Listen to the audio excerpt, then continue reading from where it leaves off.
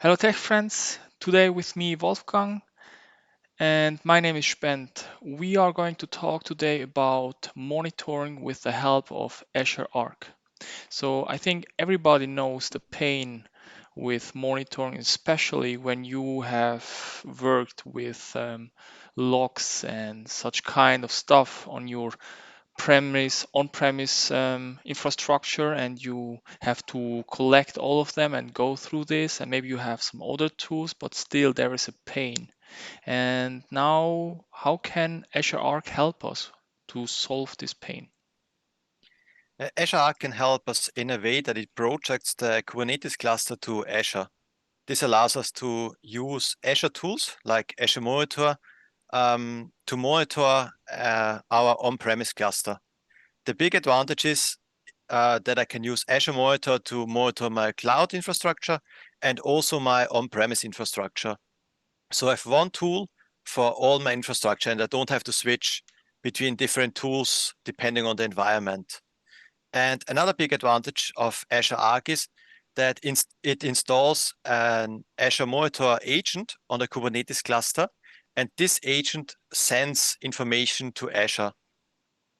This means that I don't have to have a connection from Azure to my on-premise cluster.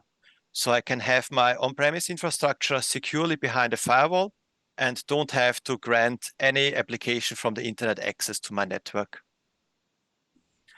So I would say let's jump into PowerShell and install the Azure Monitor extension on our Kubernetes cluster. So here we're connected to the master server of the Kubernetes cluster. So if I print out the namespaces, we can see we have a couple namespaces installed, and we also have here the Azure Arc namespace. So this means Azure Arc is installed on our Kubernetes cluster. And now I can use a simple Azure CLI command to install the Azure Monitor extension. So let's print it here. And what we do here is the extension create command. And then we have to provide a couple parameter. For example, we have to give a name to this extension installation. So we call it Azure Monitor Containers. Then we have to provide the cluster name. That's our k3s arc. Then in what resource group it's located. The cluster type is a connected cluster because it's connected to Azure Arc. And then what extension we want to install. And here we want to install the Azure Monitor extension for containers. So we start this. And what this installation does is it downloads the Azure Monitor extension using Helm charts and installs a couple of agents on the cluster. And once the agents are installed, they are starting to send log information to the Azure Arc instance. And we will also see the extension in the Azure portal in the Azure Arc instance. Additionally, what this command does, it creates a log analytics workspace automatically and configures the agent to send the logs to this log analytic workspace. So it took a couple minutes, but now the extension has been successfully installed. And you said as well that with the installation, there has been as well created a new log analytics workspace. Can you as well assign an existing log analytics workspace? For example, you have already one and you want to reuse it? Yeah, for sure, because most of the time you want to have your own naming convention. So you already create a log analytics workspace with your naming convention or in your desired location. And what you can do is you add the ID of the log analytics workspace as a parameter to the installation, and then the extension uses this log analytics workspace. We will also provide some more information in the description, and there you can see the full command on how to use your own log analytics workspace. So, and after the extension has been installed, there's also an Azure CLI command to check if the installation was successful. So let's copy it in here. And what this does is it uses the extension show command, and there you provide basically the information you entered before. So you have the name of the extension, on what cluster it's running, the resource group, what type, and also in what namespace it's running. So this is the same as the name. And if we run this, we get also all the information. And here you can see that the provisioning state is succeeded. So everything has been installed successfully. So now you have installed successfully your extension, and how can I imagine this, or where is this running in the Uh, cluster? that's a very good question. So if we check our namespaces again, we can see that there's a new namespace, the Azure Monitor containers namespace, and it has been created 10 minutes ago. So if we check what's in this namespace, so we get all our services and applications in this namespace. If I can type, it says there's nothing in this namespace. So I don't know if this is a bug or if this is intended, because it's a bit weird that the namespace has been created and there's nothing in it. So what you can do is check the kube system namespace. And to make it easier, we sort by the creation timestamp. And this will give us the newest pods first. And there we can see we have the Azure Monitor agents. So we have 3 different agents running there, because they run as a daemon and they run on each of our nodes. All right, so let's see what Azure Arc can offer for monitoring. Azure Arc, as the other Azure resources show here, a new section called monitoring, and with the, I think,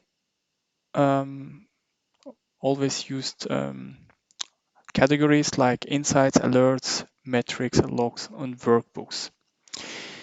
The insight shows here the metrics and charts used for container insights. So it's a specialized view for containers. That's what you can see here. So it's categorized here in cluster, reports, nodes, controllers, and containers. And here, for example, you can see the CPU and memory utilization for the node used in the cluster. And as you are used to as well, you can select here a time range and as well select here some filters. This could be useful, for example, if you want to show only the information for your application namespace, which you are going to use when you set up this in your Kubernetes cluster or deploy this to your Kubernetes cluster.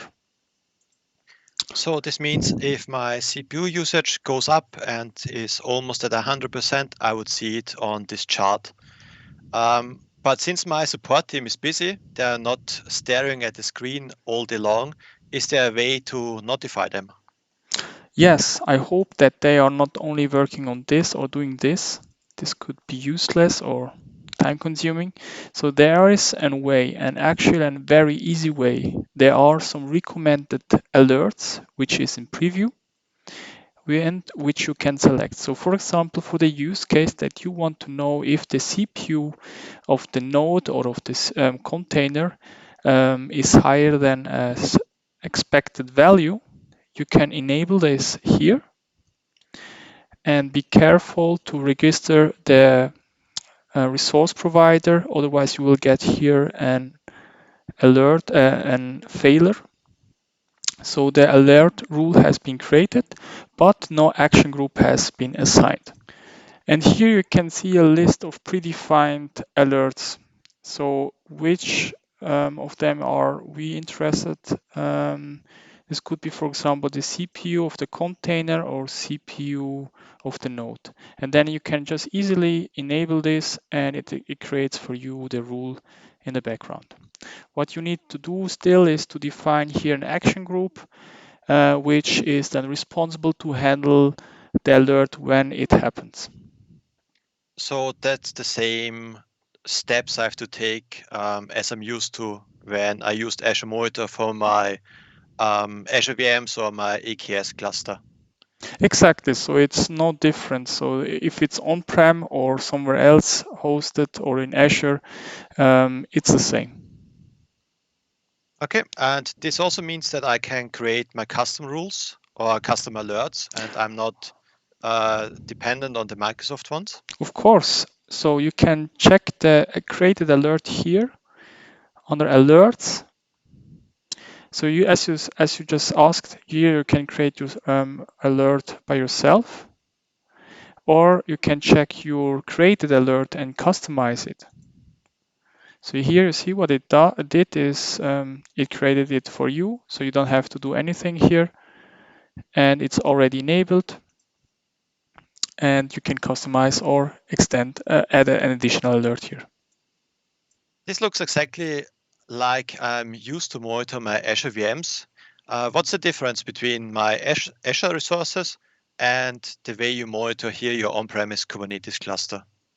It's actually the same. So that's the biggest benefit, right? So you have no difference. You can use it for your on-prem resources and as well for your Azure resources.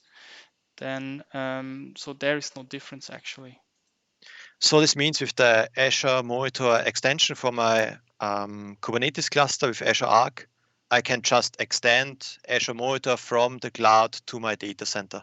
Exactly. So I don't have to learn any new tools and I can use what's already there. That's Exactly. quite neat.